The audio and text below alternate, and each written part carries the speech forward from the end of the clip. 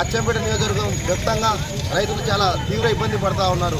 గతం అచ్చంపేట నియోజకవర్గం 8 మండలాల్లో కూడా ఏ మండలంలో చూసినా కూడా రైతులకి తీవ్ర అన్యాయం జరుగుతూ ఉంది. కేవలం ఒక యూరియా బస్తా కోసం రైతులు ఇంత తల్లాడ పడుతున్నది. గత 10 సంవత్సరాలుగా ఏనాడు కూడా రైతులు ఇంత తల్లాడబడే కాలం వచ్చింది. కేవలం ఈ కాంగ్రెస్ ప్రభుత్వం రాగానే రైతుల కోసం హరిగోస పడుతూ ఉన్నారని చెప్పేసి తెలియజేసుకుంటూ ఇప్పటి నుంచైనా కాంగ్రెస్ ప్రభుత్వం రైతుల దిక్కు చూసుకుంటూ రైతులపై మొండి వైఖరిని మార్చుకోవాల్సిందిగా కోరుతా ఉన్నాము.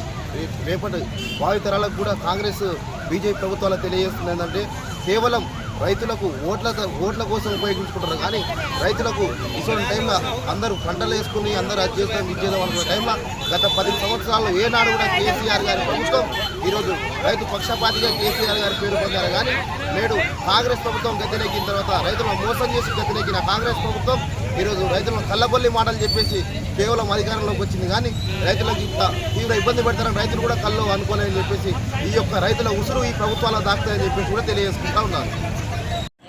నా పేరు అది 5 గంటలకు వచ్చినాం సార్. ఇప్పటిదాకా మా పిల్లలు ఇలా వస్తుంది ఇస్తామని అన్నా బాగుంటుంది, ఏది ఇస్తలేరు. లేకపోతే పర్మిట్లు అవన్నా తీసుకుపోతాం, ఏడలేదు చేపల దొరకలేదు.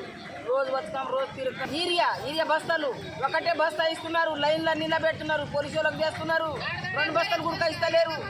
గోసా మేము లేడీస్ వచ్చి ఈ బాధలు చేస్తున్నాం. ఇస్తామని అంటే ఇవ్వాలి, లేకపోతే రాదు, ఏడన్నా తీసుకొని రాని అని అనుకుంటూ అనవచ్చు, ఏదంటలేరు. మా పరిస్థితి ఇట్లా ఉంది. చిలకలు యూరియా చల్లాలంటే యూరియా లేదు. వాళ్ళతో మాట్లాడితే అసలు మాట్లాడారు, ఏం చేయరు. పోండ్రి ఏమో మాకు తెలియదు అని అంటారు. ఆ యూరియా కావాలన్నా మనకు, యూరియా లేదు, ప్రైవేట్ యూరియా అమ్ముకుంటుండ్రు. మనకు గవర్నమెంట్ యూరియా పంపిస్తలేదు. ఎట్లా మళ్ళీ మా పరిస్థితి ఎట్లా? ఓట్లు వేయించుకున్నారు, ఇది జారిండ్రు. మనకి ఇప్పుడు యూరియా లేదు, ఏం లేదు. ఏ పరిస్థితి మళ్ళీ ఇది? ఏం గవర్నమెంట్ ఇది? దాని కొరకే వచ్చినా ధర్మ చేస్తున్నాను.